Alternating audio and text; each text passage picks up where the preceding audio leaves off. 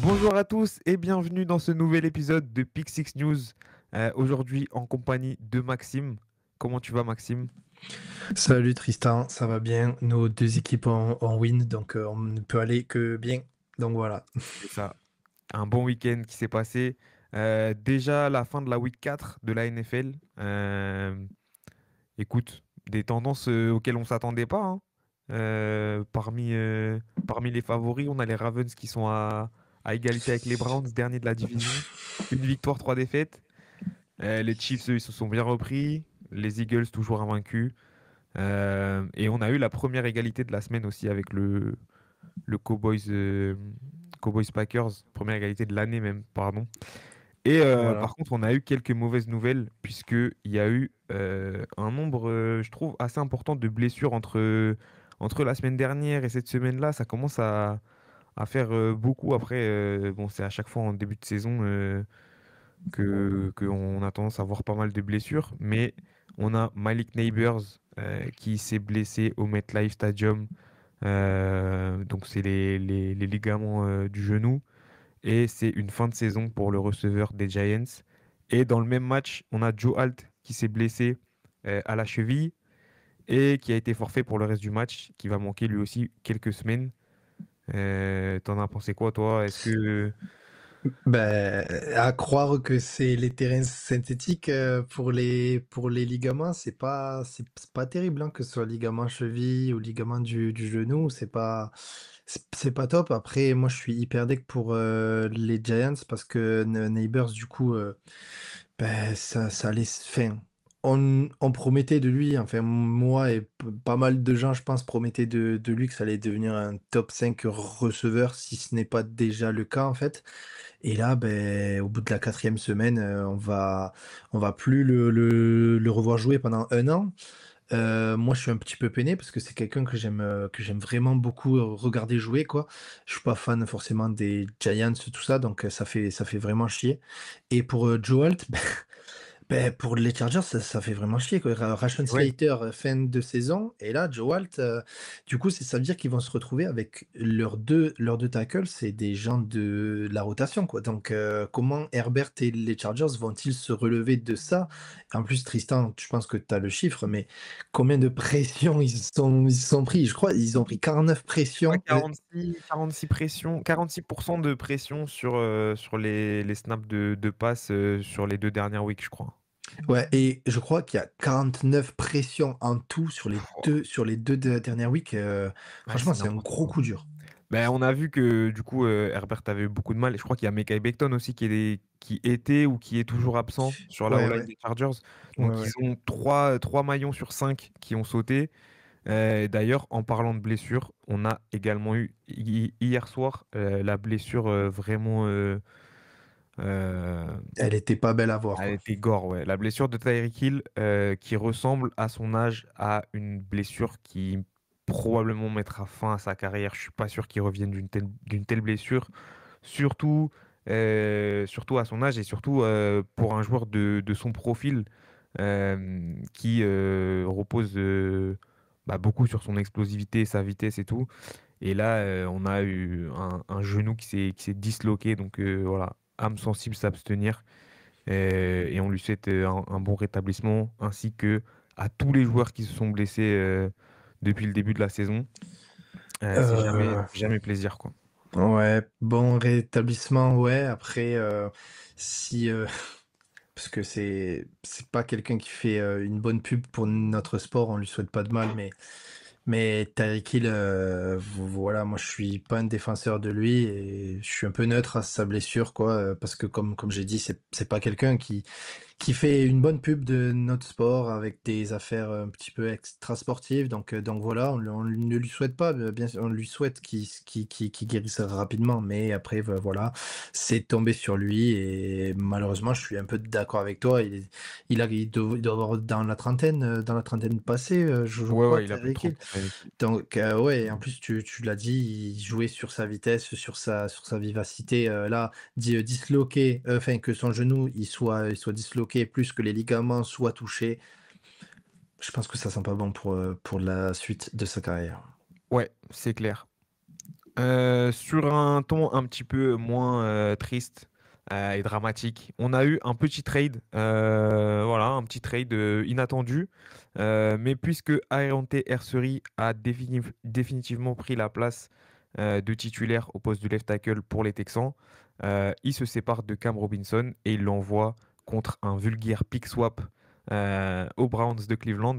Bon, il récupère pas grand-chose, vous allez me dire, c'est à perte, mais je pense que c'est un trade surtout financier, puisqu'il avait signé un contrat relativement important par rapport voilà, au niveau qui était proposé. Je ne sais plus exactement à combien c'était, je pourrais retrouver l'info le temps que tu nous dises ce que tu en penses. Mais voilà, ça libère un petit peu les Texans de ce contrat. Et de toute façon, il n'aurait pas eu de temps de jeu derrière Ersery, donc il y a du positif pour les deux. Ouais, et moi j'ai juste envie de dire attention à Aeronte Ersury parce que les left tackles chez les Texans, ils ont tendance à se faire trade. Donc voilà, non mais pour être un tout petit peu plus sérieux, Aeronte Ersury, moi je l'avais suffisamment dit sur cette chaîne avec les mock drafts qu'on avait fait, c'était moi qui devais m'occuper de la draft des Texans. Et j'avais pris Aeronte Ersury, parce que c'était vraiment pour ça, parce que on sentait qu'il avait ben, le potentiel pour être titulaire dans une équipe, quoi. Ouais, c'était 12 millions par an qu'ils ont signé Cam Robinson avant la draft.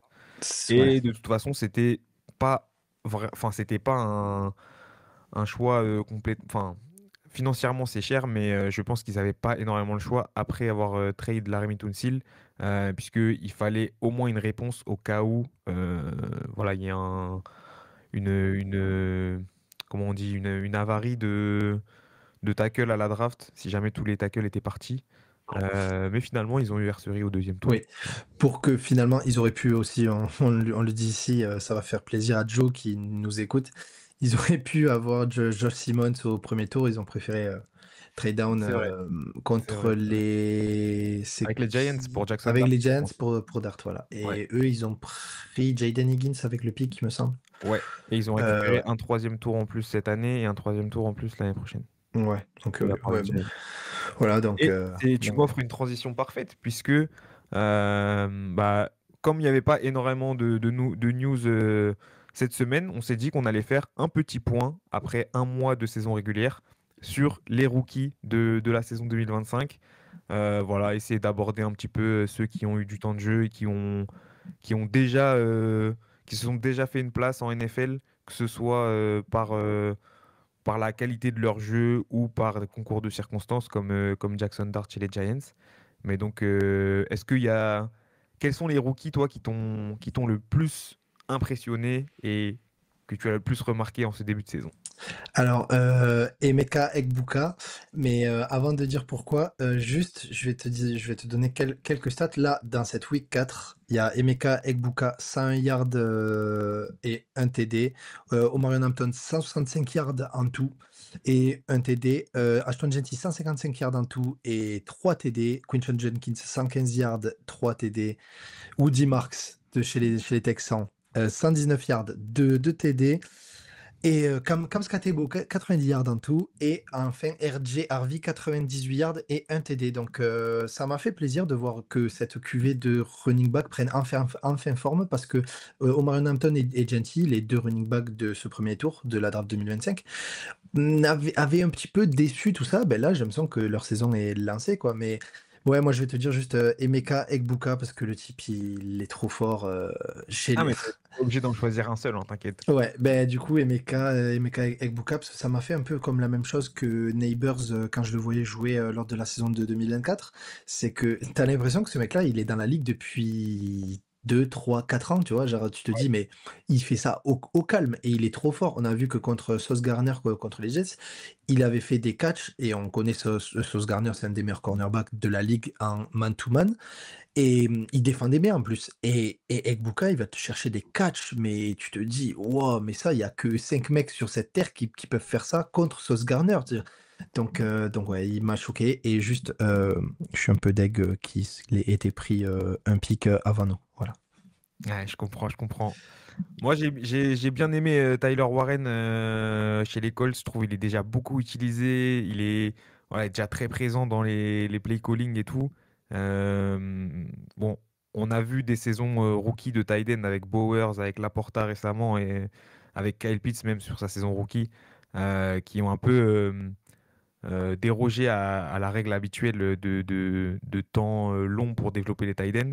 Et j'ai l'impression que cette année, on a à nouveau voilà, un tight end qui va tout casser dès sa saison rookie, puisque les Colts sont très bien partis. Bon, malheureusement, euh, ils sont tombés. Ils ont eu leur première défaite contre les Rams. Et Adonai d'ailleurs, Mitchell. ça s'est joué à rien du tout. Voilà. Il y a eu des petits fails de la part de Mitchell.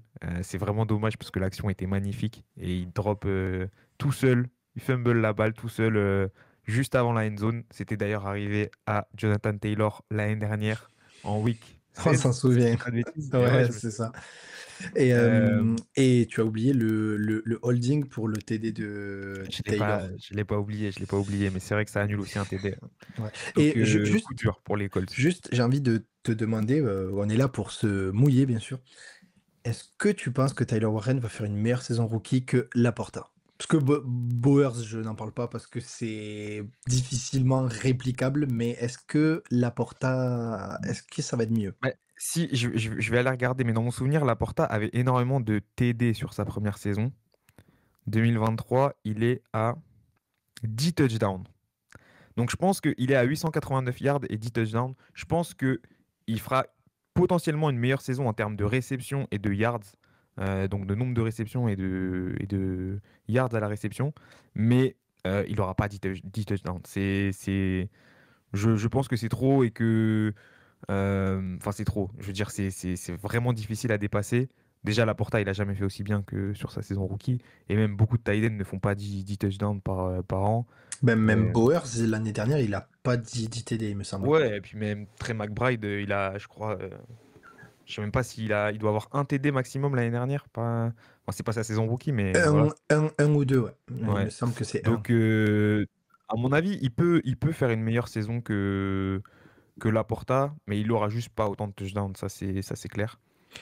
Et je te rejoins hein, sinon sur les rookie running backs qui ont tous un peu explosé cette semaine ou la semaine dernière, mais surtout cette semaine. On attend RJ Harvey, sa breakout week, mais bon, il y a J.K. Dobbins qui fait des très belles perfs. Ah ben là, le petit RG, il a fait 100 yards et il a marqué son C'est petit vrai, TD. c'est vrai, Donc c'est vrai. c'est déjà une Sur un amélioration match, parce sur un match qui a été plié quand même. oui, mais Mais du côté de c'est la quand même une défense, amélioration quand même parce que ouais, la semaine dernière, il a que 2 yards. oui, c'est clair, c'est clair, c'est clair. Mais ouais. Mais après, voilà, c'est plus un comité que pour Hampton et Genty où ils sont Tout seul. clairement en running back 1 avec personne d'autre vraiment pour menacer les portées. Et du côté de la défense, je trouve, bah, évidemment, Abdul Carter, on s'y attendait, mais très très dominant. Bah, cette semaine, je crois qu'il a 9 pressions à lui tout seul. Alors certes, c'était contre les, les backup tackles des Chargers, on en a parlé pendant la blessure de Joe Alt un peu plus tôt. Mais très bon début de saison pour Abdul Carter. Est-ce qu'il y a d'autres rookies en défense qui t'ont un peu impressionné? Bien sûr que oui. Xavier Watts. Comment ne pas parler de mec d'un de mes joueurs préférés de la draft. Bizarrement, tout le monde se dit, mais pourquoi personne prend Xavier Watts? Et du coup, tout le monde était un peu en mode, ah, mais si les gens ils l'ont pas pris, c'est parce qu'il y avait peut-être des raisons liées aux blessures ou à son niveau, tout ça. Et non, en fait, il fallait le prendre avant. Oh, maintenant, on est sûr. Ouais, bah, Et on était déjà quasiment sûr, hein. ben Déjà, oui, tout le monde se posait la question quand ben même. oui. C'était très étrange qu'il tombe aussi bas. Ouais, mais genre, du coup, bah, ils forment un duo vraiment. J'aime vraiment bien cette triplette parce que j'inclus aussi AJ Terrell, mais le Jesse Bates, AJ Terrell plus Watts, je trouve que ça a de la gueule. Et Watts, vraiment, pas il me choque, mais je suis très content de sa saison. Il aurait pu Ils ont flop un ou autre, être ils ont un autre rookie au poste de safety, c'est pas Billy Bowman. Billy. Si, c'est Billy Bowman, ouais. Ouais, Si, donc si. ils ont fait les courses, ils ont fait du shopping en défense avec leurs deux nouveaux Edge, deux nouveaux DB, les Falcons. Mhm. Ça fait plaisir. Et on voit que les Falcons, ils ont clairement une meilleure défense que l'année d'avant où ils étaient bottom 2, je pense. Ouais, c'est le jour et la nuit. Après, c'est pas encore parfait, mais quand il y a des gros matchs, bah, le match de Michael Penix avant-hier, il a rien à voir avec la prestation contre les Cardinals, donc contre les Panthers, pardon. Ouais, ouais. Donc il y aura des hauts, il y aura des bas. On oublie un petit peu que bon, c'est pas sa saison rookie, mais il a joué que 3 matchs l'année Et, dernière, et, donc et voilà. Et voilà, quand tu dis trois c'est matchs, souvent c'est quelques snaps sur des matchs, etc. Donc ouais. ouais. Et du coup, moi, en défense, à part Xavier Watts et Abdul Carter, il y a Carson Schlesinger que j'ai bien aimé chez les Browns, qui ont une très bonne défense là cette année. Ils sont revenus un petit peu à leur niveau de 2023. Et très impliqué, Carson Schlesinger. Il a été mis de toute façon tout de suite dans la gueule du loup avec les blessures de J.O.K. Et je sais plus qui. Donc voilà, propulsé linebacker 1 et je trouve que pour l'instant Il il tient la tient barque son très rang. bien. Voilà, clairement. Exactement. Voilà, bah écoute, une petite prédiction pour les offensives et défensives rookies de l'année ou tu te mouilles pas encore? Ah, c'est quand même dur à dire parce que là, on voit ben, les débuts de Dart, donc ça veut dire que tu rajoutes un nouveau concurrent, parce que s'il avait starté week 10, tu t'aurais dit, bon, ben c'est mort. Ouais. Là, va falloir. Ouais, mais il a un avantage Voilà, d'être et, intubé et aussi. voilà, c'est ça en plus. Donc, Mais il a plus Malik Neighbors pour le reste ouais. de la saison. Et calendrier très Allez, difficile des Giants. Defensive Rookie of the Year, je vais me mouiller de fou en vrai. Abdul Carter. Ouais. Et, et offensif, ça sera pas lui, mais Emeka. Emeka Egbuka, c'est le très haut niveau. Ah, moi, je pense que déjà, je te rejoins sur les prédictions. Et pour l'instant, je pense que c'est les deux favoris, hein. Je vois pas comment pour l'instant c'est pas les deux favoris. Et s'il n'y a pas de blessure ou quoi, les deux sont en très très bonne position pour remporter ces deux Ouais, trophées, quoi. c'est vrai.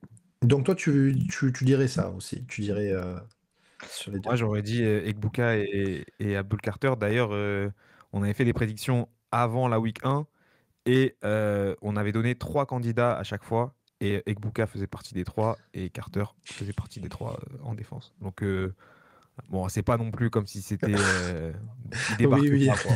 On les connaissait Ah bah, avant. ben ça, c'est sûr.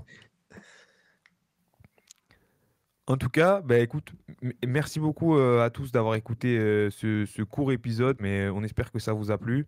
Pas de grandes nouvelles, on voulait pas faire un épisode entier sur parler que des blessures et des mauvaises nouvelles. Donc on a fait un petit focus sur les rookies. C'est toujours plaisant de suivre un petit peu les saisons de nouveaux joueurs qui seront voilà, les visages de demain en NFL. Et on est en train de voir des déjà très très bons joueurs en devenir. Donc ça fait plaisir. Merci beaucoup Maxime de m'avoir Merci rejoint à pour toi, cet épisode. Tristan, de m'avoir accueilli dans ce Pixix News qui, à la base, c'est que Joe et toi. Ouais. Et finalement, je suis la carte Eh ben Joker. écoute, voilà, t'es souvent là, mais on va s'alterner tous les trois, je pense. Et probablement que ce sera moi et Joe la semaine prochaine. En tout cas, on vous embrasse et prenez soin de vous. À la semaine Ciao, prochaine. ciao. Ciao.